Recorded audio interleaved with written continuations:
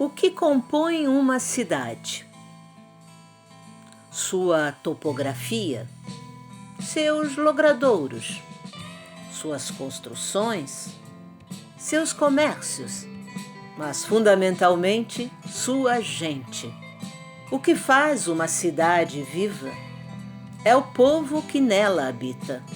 Em conjunto com a flora e a fauna, são os seres viventes que dão o tom que conduzirá a música de sua existência.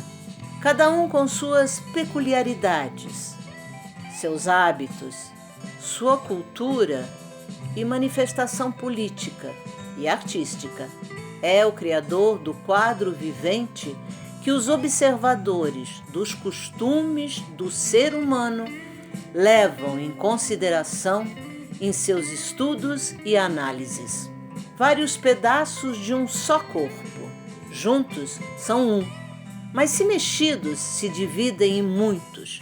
Essa é a nossa definição dessa cidade. A cada rodada que damos em nosso caleidoscópio, uma faceta diferente é revelada. Pode ser um fato, um caso, um objeto ou uma pessoa, mas sempre um pedacinho da cidade. Olhando com olhos de artista, nossa trupe teatral vira e revira e cria a dramaturgia do caleidoscópio urbano.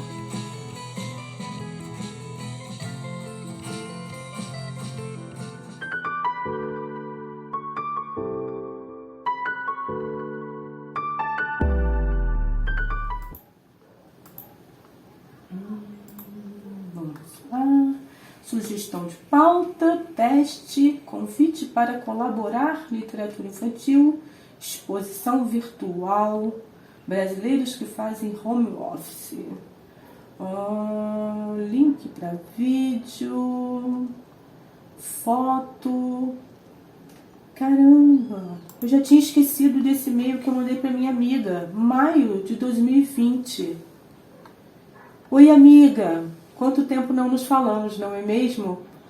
Acredito que este e-mail tenha demorado a chegar por aí por conta da conexão. Morar no meio do mato aqui em Nova Friburgo tem essas coisas. Conexão que vai, que vem, mas por um lado é bom. Você tem se protegido, usado máscara, amiga? Nem te conto. A primeira que fiz não se adaptava ao meu rosto. O tecido rígido, frio, só escondia as lágrimas desse novo tempo. O elástico não conseguia sustentar a surpresa do novo momento, sem abraço, a dúvida sobre quando seriam os próximos encontros presenciais. Hoje em dia, todo mundo se encontra pelas plataformas digitais, pelo menos meus amigos, né, que parecem ser mais conscientes. Mas por aqui é bem difícil por causa da conexão. Mas o que eu escuto falar quando ligo o rádio, eu escuto rádio, é que o isolamento é desnecessário, que é só uma gripe. Estranho, porque a cada hora chega a notícia de um conhecido que se foi. Voltando à máscara que fiz, sinistro. Por mais que eu tentasse colocar um detalhe bonitinho aqui ou outro ali, era uma máscara fria e cinza. Acho que retratando bem a minha alma naqueles primeiros dias de março. Mas sabe como eu sou? Não me entrego fácil, não. Com o tempo sobrando, tratei logo de arrumar armários, gavetas, e sabe o que descobri? Um grande retalho de tecido estampado, colorido, desses que as pessoas chamam de chita, chitão. Eu usei em 2019 para fazer uma roupa para a festa junina. Foi aí que meio que as coisas mudaram. Aquelas cores do tecido gritaram para mim: o tempo é agora. Descubra o que ainda dá para viver mesmo em tempo de isolamento, de pandemia. E lá fui eu construir outra máscara para aprender a sorrir com os olhos. Aproveitei e costurei algumas, e a sua está aqui guardada comigo. Espero poder arrumar um jeito de fazê-la chegar a você. Mas esse e-mail não chegou. Ela não respondeu. Será que caiu na caixa de spam? Nossa, eu não entreguei a máscara para ela. Quanto tempo? 1 ano já se passou. Minha amiga.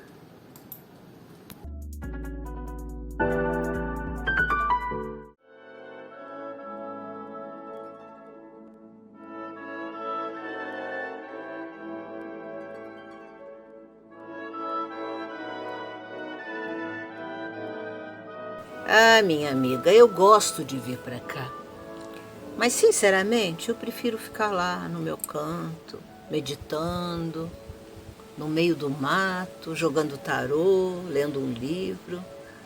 Porque o centro urbano do interior do estado já está adquirindo todas as paranoias da capital. Mas você passou quantos dias aqui? Porque não dá para perceber um movimento em 3 ou 4 dias. Ah, mas eu não quero falar com você sobre os defeitos novos. Prefiro falar sobre os antigos. Defeitos antigos. Mas do que é que você está falando? Ah, eu não sei se eu já te contei, né? Mas não é a primeira vez, assim, agora, esse ano que eu tô vindo pra cá, não. Eu vim pra cá muitos anos atrás. E não foram 3 dias, tá? Foram 33. Tá bom, tá bom. A cidade era movimentada, mas não o caos que tá agora, né? Eu me lembro que eu vi tanta coisa bonita. Tinha uma paisagem inesquecível. Era um túnel de bambus que se agitava com o vento. Nossa, sabe que eu fiquei extasiada com tanta beleza e pujança? Essa sua mania de falar difícil me cansa. Mas vamos lá. Eu sei do que você está falando. Esse paraíso se chama Country Club. É, eu sei, mas o nome eu só soube depois, né? Na verdade, eu fui lá porque eu tinha um namorado lá na época que era sócio e me levou lá para tomar uma sauna. Ai, sauna. Sauna é delicioso. Ainda mais no frio. É, era inverno, sim. Mas olha, eu não fiquei nem 10 minutos lá dentro da sauna. Eu tive uma queda de pressão que eu tive que sair correndo para respirar um ar puro. E comecei a andar lá pelas alamedas lindas, cheias de árvores. Até árvore frutífera tinha. Fiquei impressionada. Tinha os patos andando assim, mergulhavam dentro do lago. Negócio impressionante. Tinha também uma pontezinha assim. Eu acho que ela era pintada de branco e de vermelho. Nossa, estilo assim, suíço-europeu, né? Ai, mas tão bonita. Era um panorama de fantasia, assim. Me senti Alice no País das Maravilhas. Nossa, isso é olhar de poeta. Olha, eu já cansei de correr por lá e nunca vi nada disso. Só vejo ruas e mato. Isso é o que eu vejo. É, mas é impossível não notar aquela atmosfera, né? Aí, de repente, dei de cara assim com uma casa. Não, uma casa não, né? Um palacete. Que me convidava a entrar. Tinha umas portas de ferro e vidro, muito bonitas. Quando eu entrei, a atmosfera era mágica. Vai dizer que baixou santo. Credo, arrepiei. Era uma atmosfera deslumbrante, com afrescos.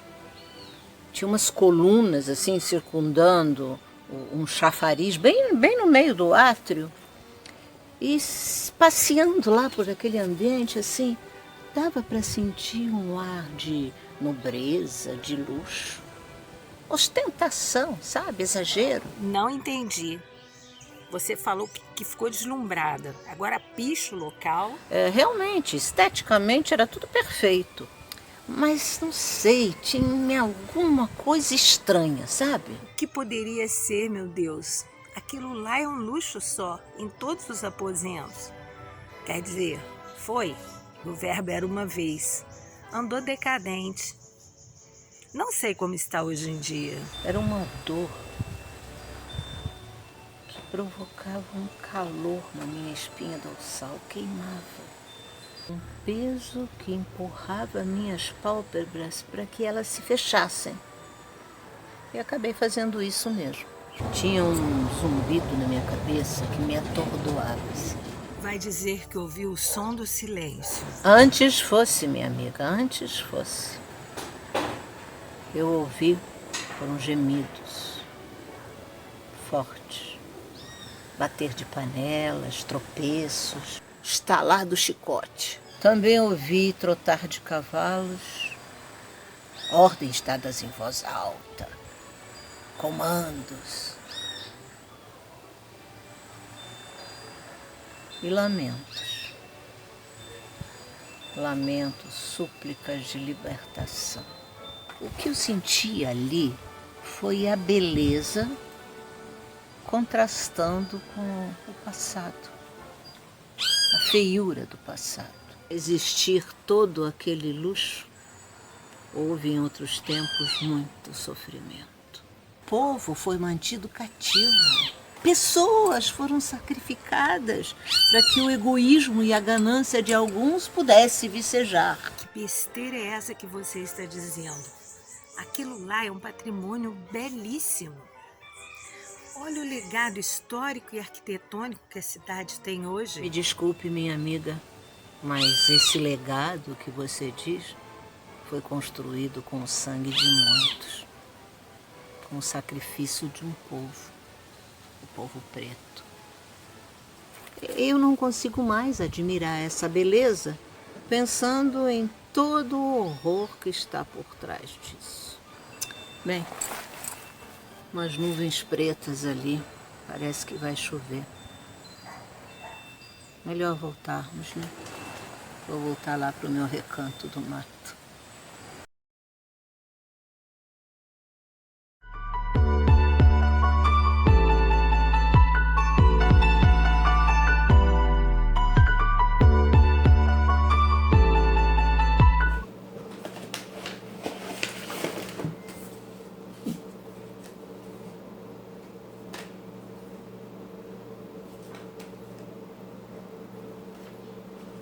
Nossa,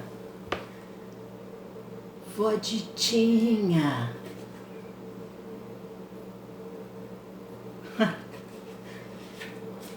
Vó Ditinha ia toda semana à capela de Santo Antônio, lá na Praça do Suspiro, onde ela e outras senhorinhas se reuniam para fazer tricô, bordados e outros trabalhos manuais que depois seriam vendidos e a renda revertida para as obras sociais da igreja. A capelinha é um ícone da cidade. Dizem que foi construída por um português. Ele estaria vindo ao Brasil e em alto mar seu barco quase naufragou. Ele teria então feito uma promessa. Caso se salvasse, ele iria construir uma igrejinha. E foi o que aconteceu. Quando aqui chegou, mandou construir a pequena capela, hoje tombada como patrimônio histórico, que contém em seu interior lindas imagens de São José, Santo Antônio, Sagrado Coração de Jesus, entre outras. Vó Ditinha fazia sempre uma oração ao pé de cada imagem, toda vez que chegava às quartas e sextas-feiras no seu recanto de generosidade. Mas entre lãs e linhas, outras coisas eram bordadas. Fofocas. Sabe a filha da fulana? Se perdeu. Fuma maconha o dia inteiro. A fulana, coitada, não sabe mais o que fazer. O Juninho passou de ano. Também, depois de repetir 3 vezes a mesma série, eu acho que Dona Brigitte cansou dele. Conhece a Diolinda? Aquela casada com o dono da papelaria de Conselheiro. Pois é, meninas, ela está muito doente. Dizem que é aquela doença horrível que eu não gosto nem de falar o nome. Deus me livre e guarde. Era então que com toda a calma, Vó Ditinha chamava as outras. Eu fiz um bolinho de nata que tá uma delícia. Vamos tomar um lanche na sacristia? Eu vou chamar o padre. E assim o dia passava. Elas eram as boas samaritanas. Não tinham muito o que fazer naquela cidade. Os maridos, todos aposentados, passavam o dia inteiro sentados nos bancos da Praça Getúlio Vargas. Jogando porrinha, falando de política e futebol. De vez em quando, um mais saidinho ficava de olho nos rabos de saia das estudantes que transitavam pela praça. À noite, os maridos, cansados de tanto fazer nada, voltavam para casa. A janta era servida e depois do repórter ele ia dormir e ela ia ver novela. Assim era na casa da avó Ditinha, igual à casa de todas as outras mulheres. Nos dias em que não ia à capela, ela ia à igreja matriz, pertinho da sua casa, mas lá ela ia para rezar. Era filha de Maria, a avó Ditinha. Fervorosa admiradora de Nossa Senhora, levava a Virgem até no nome, Maria Benedita. Essa era a sua vida, de igreja em igreja. Essa era a sua sina, a sina da avó Ditinha. Outros tempos.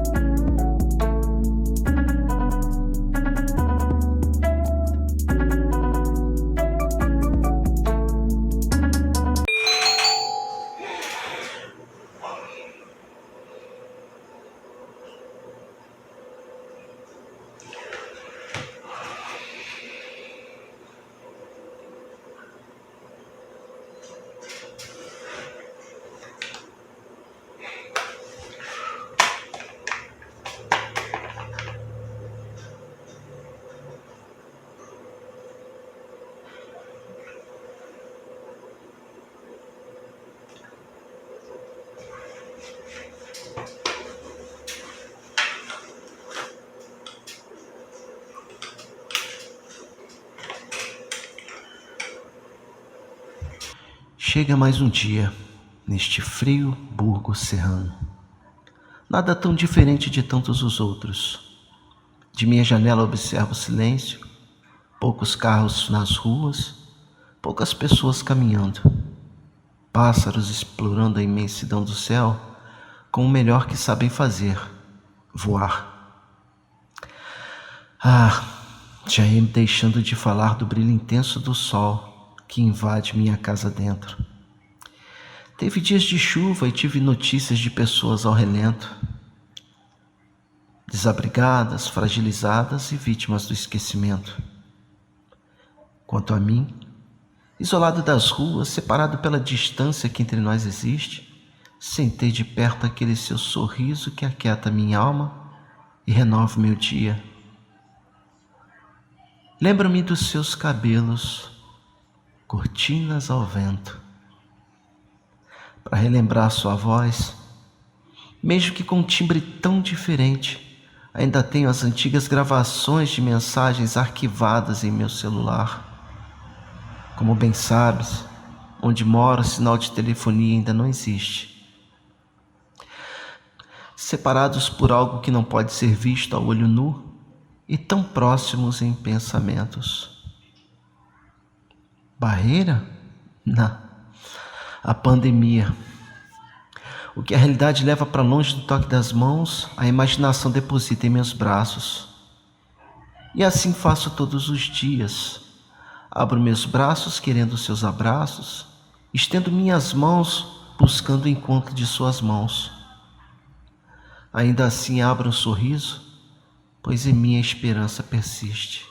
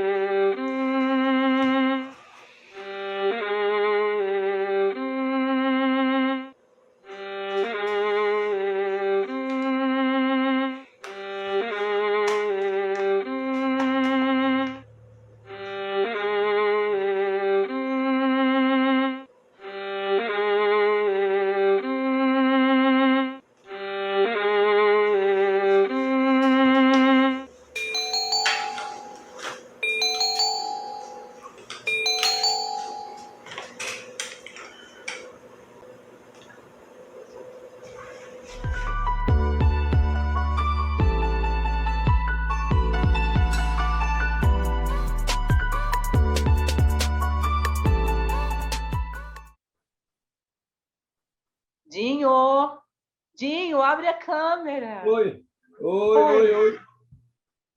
Oi, estamos vendo Oi. aí? Oi, ih, peraí. Vê agora. Não. Isso. Oi, Ah, oi. entrou.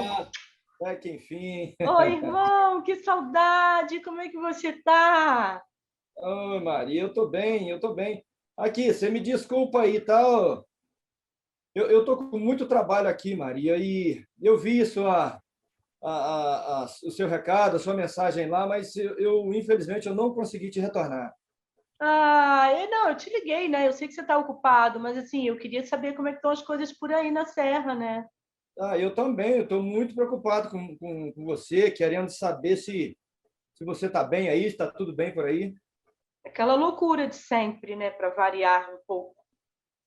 Maria, eu não consigo entender ainda por que você insiste em ficar aí no Rio. Essa cidade onde todos vivem estressados, sem saberem quando e onde vão ser assaltados. Ai, mas você também é exagerado, né? Quem ouve você falando assim, ó, pensa que no Rio, em cada esquina, existe um assaltante à espreita. E não é quase isso.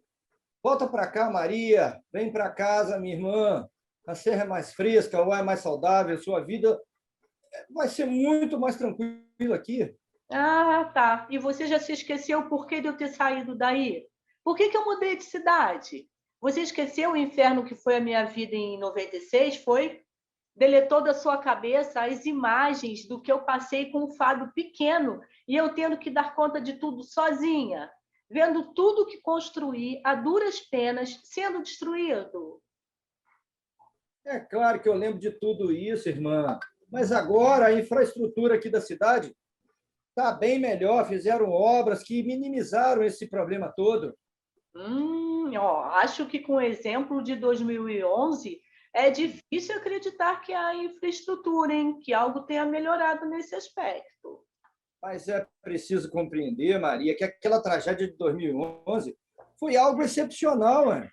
Uma tromba d'água que desabou aqui sobre as nossas cabeças. E acabou carregando tudo.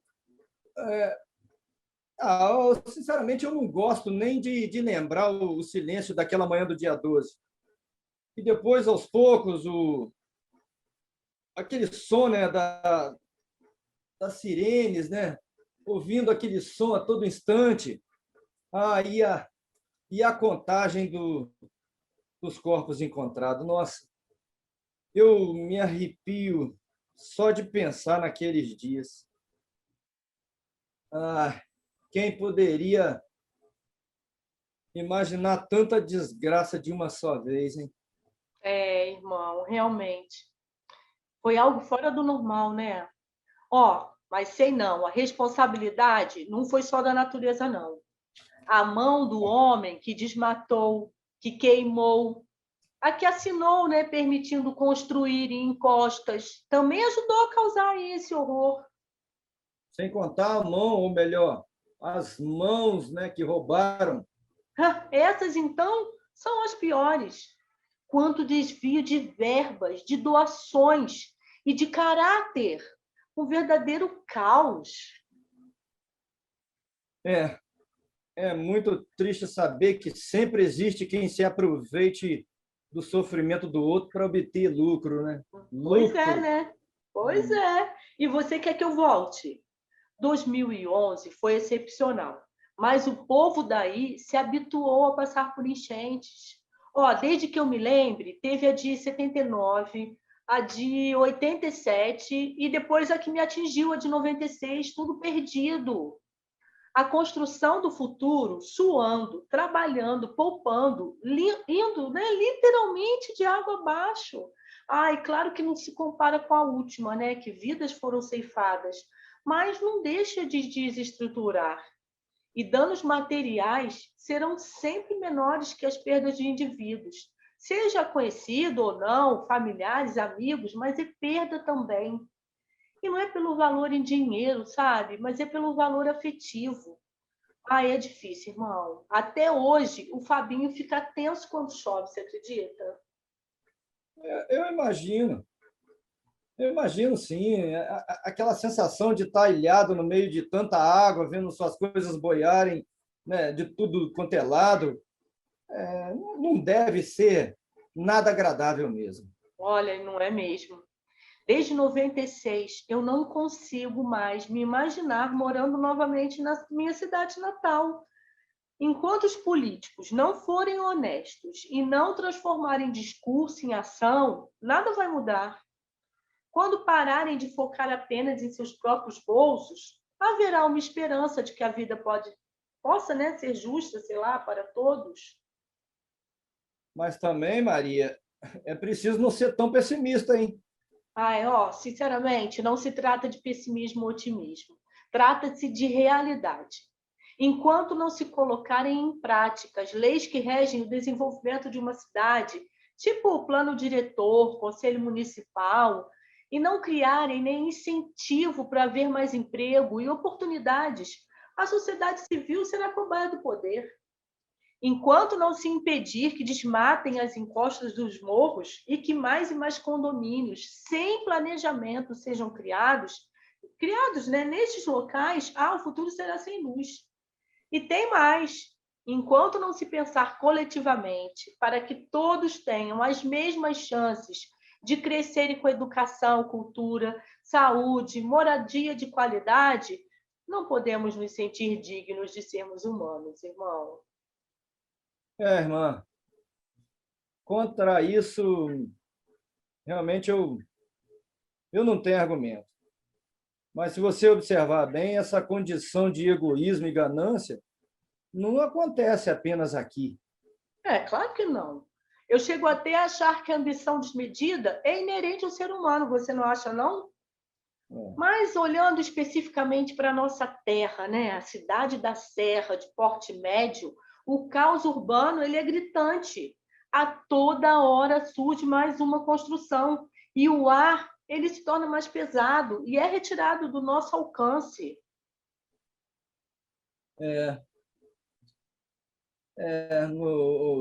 Irmã, é difícil mesmo eu definir meu sentimento agora. Assim, com tudo isso que você está dizendo aí. Meu irmão. Mas sabe que só esse distanciamento me fez perceber como é linda a geografia de nossa amada cidade? Por outro lado, me deu também a dimensão de quão torpe é a mentalidade de muitos que a habitam. Eu sinto saudade, sim. Uma imensa saudade. Mas ela se dilui e se distorce nas imagens do mal que é produzido por uma parte do povo da minha terra. Dinho.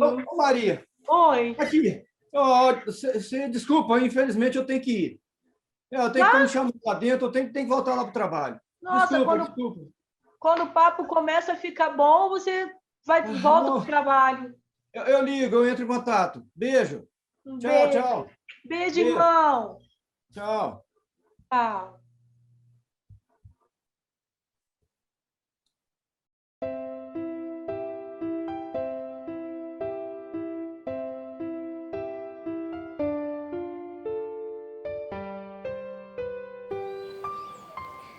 Leia era seu nome. Usava óculos, uma calça de moletom cinza, uma blusa de lã listrada, calçava tênis. Se movimentava devagar e falava enrolado. Seus cabelos raramente viam um pente e eram tocados pela neve do tempo. Sua aparência era de moradora de rua, tanto que vivia sentada na porta da igreja pedindo esmola, mas tinha casa no Cônego. Morava com uma sobrinha que cuidava muito bem dela, mas da qual Dona Leia só tinha reclamação. Na mente confusa dela, a sobrinha não lhe dava comida e sequestrava seu dinheiro. Na verdade, a moça cuidava para que a tia não saísse com dinheiro que certamente gastaria com cigarros e café. Isso fez com que Dona Leia saísse pedindo dinheiro a todos que cruzassem o seu caminho, com o mesmo escopo, cigarros e café. Eu era uma destas pessoas, mas eu era recompensada, porque Dona Leia contava histórias para mim.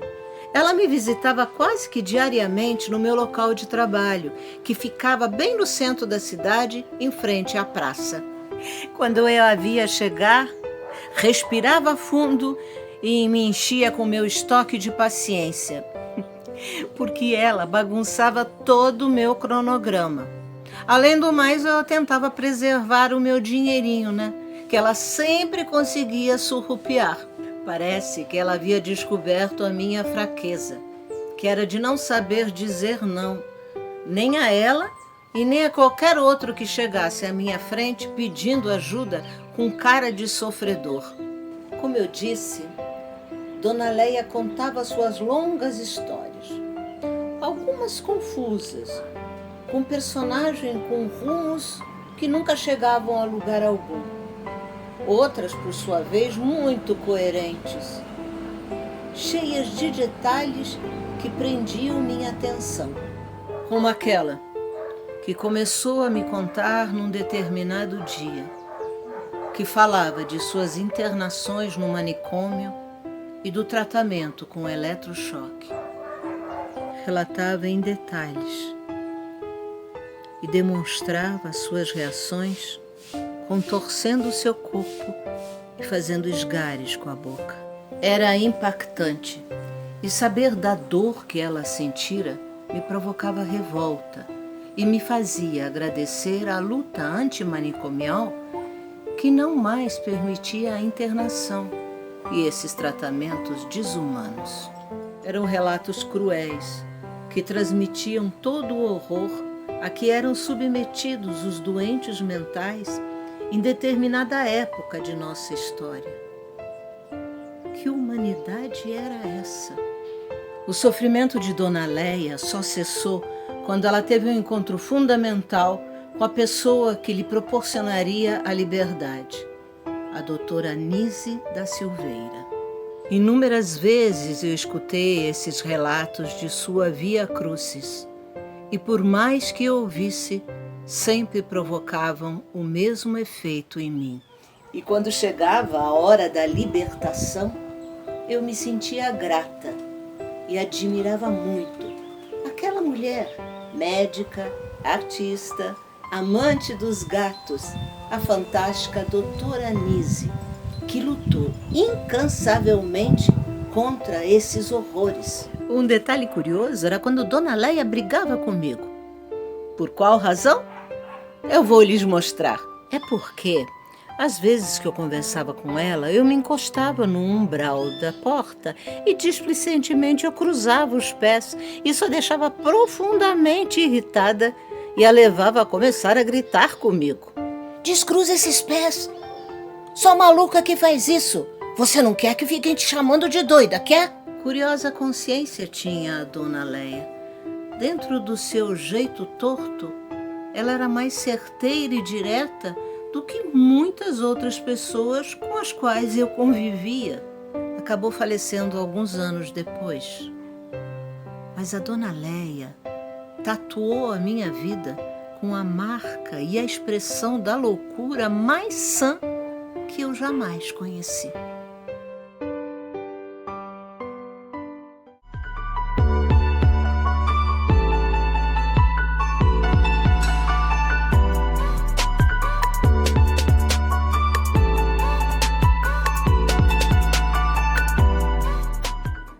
A homofobia sempre foi latente na sociedade tradicional da cidade. Nas décadas de 70 e 80, um rapaz de cabelos longos já era alvo de piadinhas esdrúxulas e sem graça. O Bar da Leão era considerado antro de degeneradas, e os e as homossexuais sofriam na carne o preconceito enraizado por terem nascido diferentes.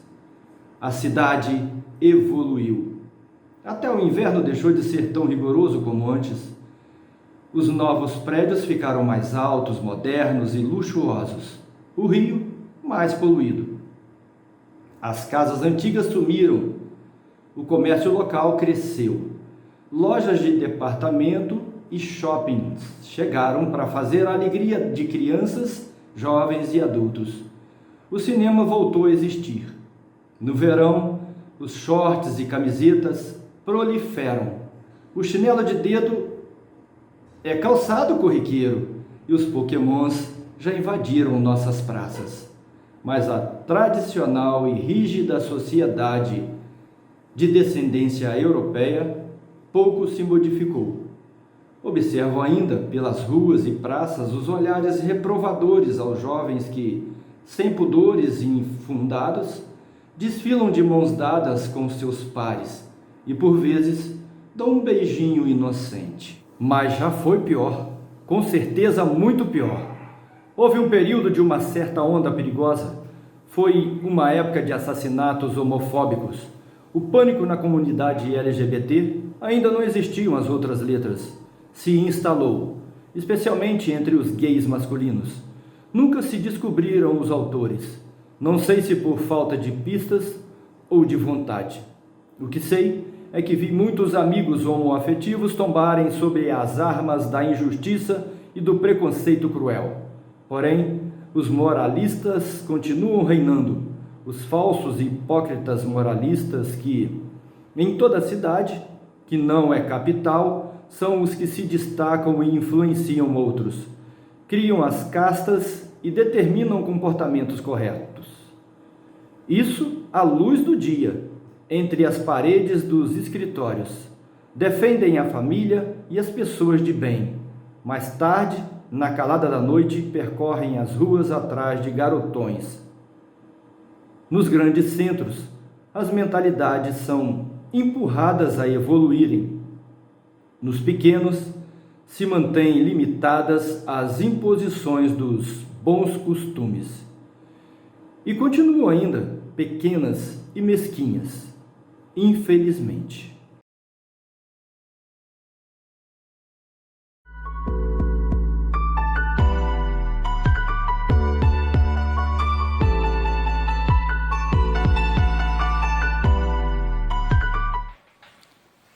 Exilada voluntária, enclausurada no casulo, à espera do momento de deixar de ser lagarta e voltar a ser borboleta. Voar livre, não só em pensamentos, mas liberar os movimentos no espaço das ruas. Neste silêncio que me circunda, lembro-me do tempo passado, quando conheci este burgo, encantada com as incríveis histórias inventadas pela inteligência criativa de um filho da terra. Eu, vinda da capital, dos palcos de minha atuação, acreditei, com tola ingenuidade, que outrora um vulcão existira no seio dessas montanhas.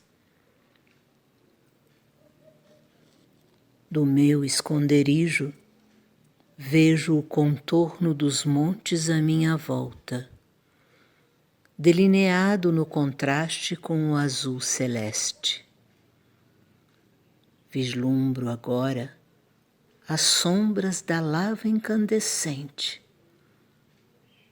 tomadas pelo mortífero vírus, a escorrerem pelas encostas, apavorando e encurralando sua gente, sem distinção de etnia, credo ou condição social. Seu fogo queima indiscriminadamente. Esse é o invisível inimigo, no qual muitos ainda não acreditam. Da mesma forma que, antigamente, não se acreditou que o homem havia conseguido a façanha de pisar na lua. Como os ateus, que não creem em Deus, pois não o podem ver ou tocar.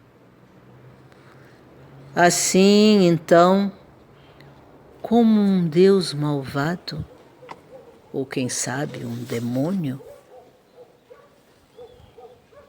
a devorar a todos, o Corona, rei absoluto de um reino insano, avança silenciosamente, castigando a sociedade.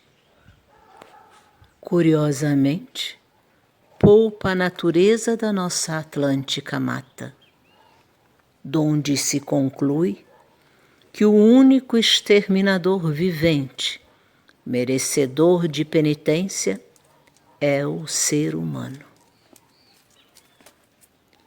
Observo, do alto do meu refúgio, os incautos, os descrentes, os ignorantes, a se exporem inconscientemente ao perigo iminente. Porém, vejo também os necessitados, temerosos, lançando-se ao risco por sobrevivência, a sua e a dos seus entes queridos. Quão injusta é a sociedade que criamos, na busca desenfreada pelos bens materiais, nos esquecemos dos valores fundamentais e dos sentimentos inestimáveis. Fomos pó, e a ser pó retornaremos. Todos, sem exceção, em cinzas dispersas pelo vento no alto do Caledônia, ou pelas águas copiosas do véu da noiva, nos tornando matéria orgânica a envenenar o solo. Do meu cantinho, no alto do Brownies, privilegiada que estou, sob meu teto e pisando em meu chão, percebo o caldeirão fervente de ambição que borbulha pelas praças até os confins dos distritos. Escorre nas enlameadas e turvas águas do Bengalas, que há tempos deslizou pleno de orgulho a embalar a união de enamorados. Mas, antes que na cidade os homens deixem de cometerem absurdos, acontece o milagre. O sol se põe, soberano, por trás da cruz divina, dando passagem à lua, anunciando a esperança no amanhã, fortalecendo os laços da solidariedade e os corações palpitantes dos estarrecidos e perdidos habitantes. Faz um cálido carinho e emana o suave perfume de vida, a promessa de um mundo melhor. Um futuro onde os homens, de mãos dadas com a Mãe Gaia, salvem a sua espécie, as das matas, dos mares, dos rios e dos ares. Anoitece. Percebo a escuridão a penetrar em meu ninho. Fecho os olhos e medito. Lá fora, minha cidade dorme.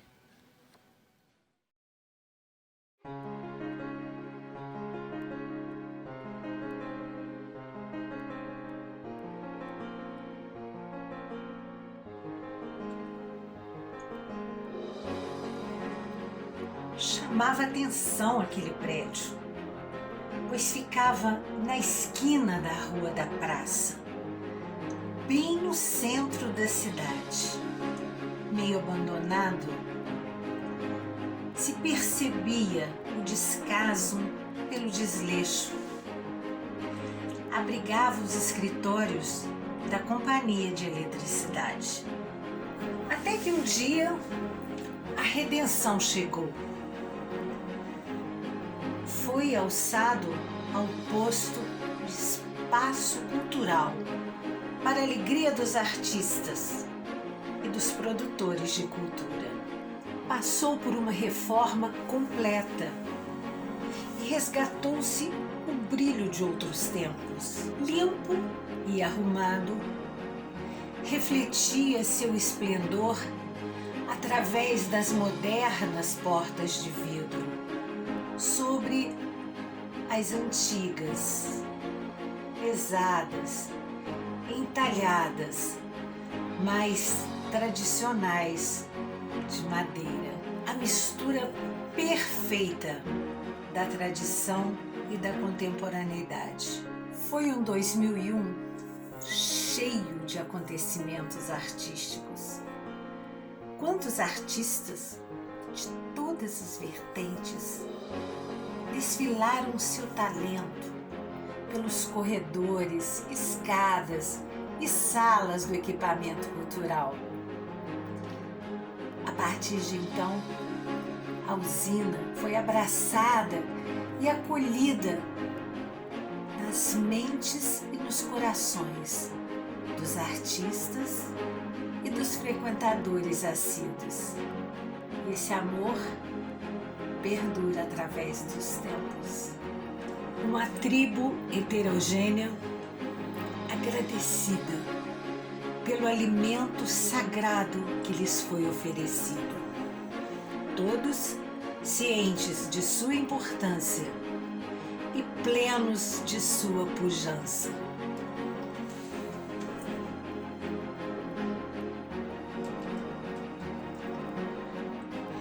A arte realizada é alimento perene.